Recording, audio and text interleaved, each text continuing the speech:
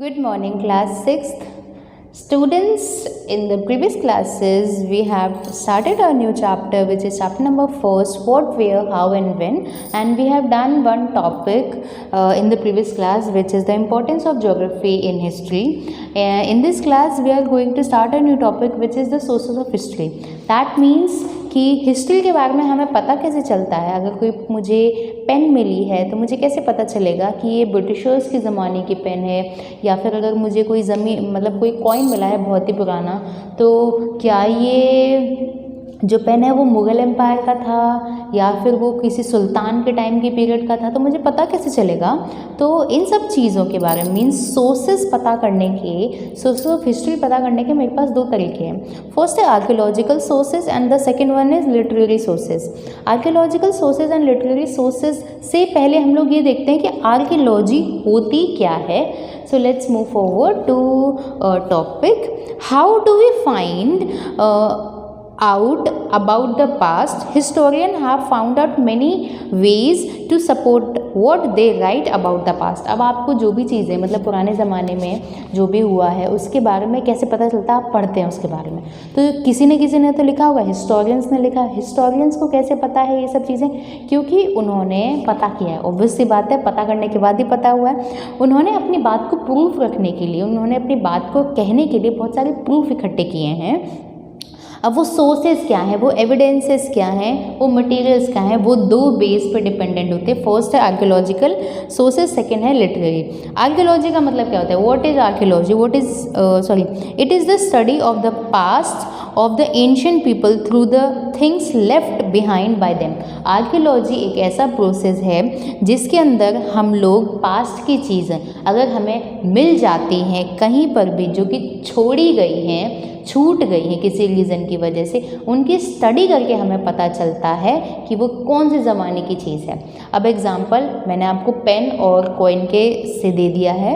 Now हम बढ़ेंगे अपने फर्स्ट पॉइंट की तरफ। एक्सकेवेशन मीन्स खुदाई के टाइम पर the excavation can be planned on a mound और sometime mounds are found by accident.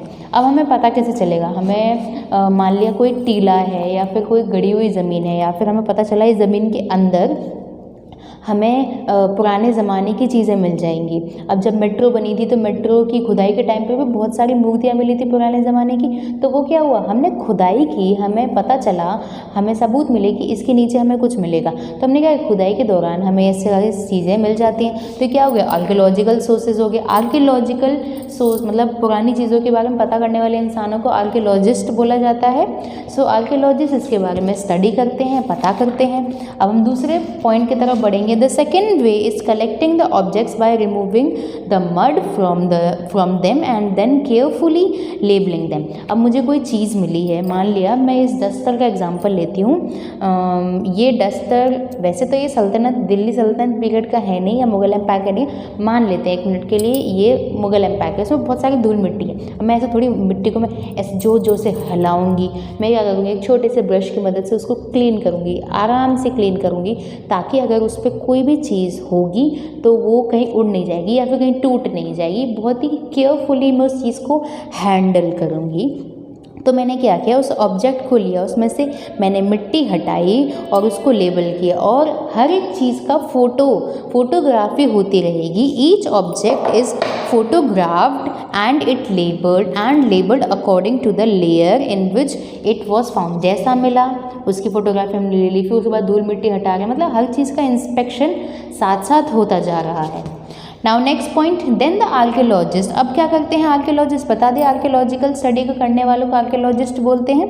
Then the archaeologist date the object discovered. अब पता करेंगे कौन सी डेट की है। मिल तो गई, मुझे ये नहीं पता कि ये मुग़ल एम्पायर की है या दिल्ली डायनेस्टी मतलब दिल्ली सल्तनत पीरियड की है, सुल्तान्स की पीरियड की, या फिर और चोला डायनेस्टी, मतलब कितनी पुरानी डायनेस्टीज़ है उनकी है। हम क्या करेंगे, जब वो जिस डेट की है उसका पता करेंगे। For this different scientific techniques are use. अब ऐसा नहीं है कि मैं पता नहीं कर सकती, मेरे पास बहुत सारे टेक्निक्स मौजूद हैं कि कितने साल पुराना है ये पता करने का। The most popular method is called radiocarbon dating or carbon-14 dating. For example, dating of bones is done by this method.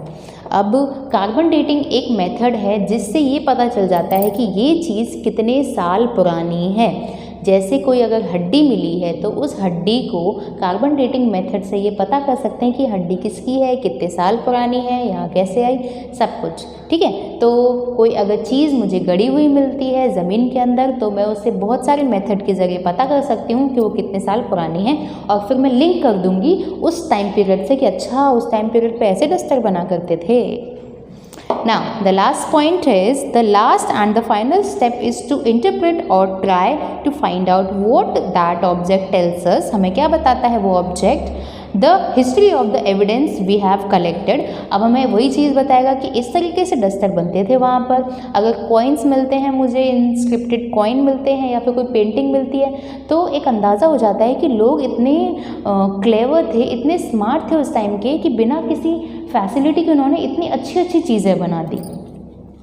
The objects found in Mohenjo-daro, Indus Valley civilization, tell us the kind of jewelry people wore, their houses, customs, toys and pottery. Indus valley civilisation वैसे तो आप लोगों ने पढ़ ली है, पर एक बार revise करते हैं। इंडस वैली सिविलाइजेशन एक मोल्ड के अंदर थी, मतलब एक बड़े से रेत के टीले के अंदर आर्कियोलॉजिस्ट ने उस पूरे टीले को खोजा। उसमें बड़ी सी ग्रैंडरी, मीन्स हम कहेंगे भंडार गृह मिलता है, हमें उनकी ज्वेलरीज मिलती हैं, हमें ये वीट मीन्स हमें ये प्रूफ मिलते हैं कि उस टाइम पर गेहूँ को उगाया जाता था, गेहूँ के वो बालियाँ होती हैं वो मिली थी हमें बहुत बड़े बड़े बाथरूम टाइप्स मिलते हैं, हमें घर मिल रहे हैं उनके। तो आर्कियोलॉजिस्ट ने स्टडी किया, ये पता किया कि ये सारी चीज़ें इंडस वैली सिविलाइजेशन की। अब उसी टाइम की चीज़ें अगर कहीं और मिलेंगी, एग्जाम्पल ले लिया कि हम लोगों ने साइट्स देखी थी हड़प्पा, मोहनजोदाड़ो, धोलीवरा, लोथल, तो यहाँ पर मैं हड़प्पा मान लेती हूँ और यहाँ पर एग्जाम्पल मान लेती हूँ मोहनजोदाड़ो का। अगर मोहनजोदाड़ो में कोई इंडस वैली सिविलाइजेशन, मैं IV से इंडिकेट कर देती हूँ, इंडस वैली सिविलाइजेशन से रिलेटेड कोई चीज़ मिलती है और वही सेम चीज़, उसी सेम पैटर्न की चीज़ अगर यहाँ पर मिलती है तो हम इन दोनों एरियाज़ को इंडस वैली सिविलाइजेशन से कनेक्ट करेंगे कि ये लोग यहाँ पर भी रहते थे। कनेक्ट कर लिया हम लोगों ने। तो हम लोगों ने इस क्लास में ये देखा कि किस तरीके से हिस्ट्री के सोर्सेज हम पता करते हैं, आर्कियोलॉजिकल सोर्सेज और literary sources, that we will discuss in the next class in detail. Archaeological sources, कोई चीज़ मिल जाती है हमें नीचे गड़ी हुई, सबसे पहले उसकी बहुत डेलीगेटली हम उसको नीट क्लीन करते हैं, फिर हम पता करते हैं वो कितने साल पुरानी है, फिर हम रिलेट कर सकते हैं कि वो किस टाइम से रिलेशन रखते हैं, किस टाइम पीरियड की वो चीज़ है। Now in the next class we will discuss about archaeological sources and literary sources in detail. That's it for now. Thank you.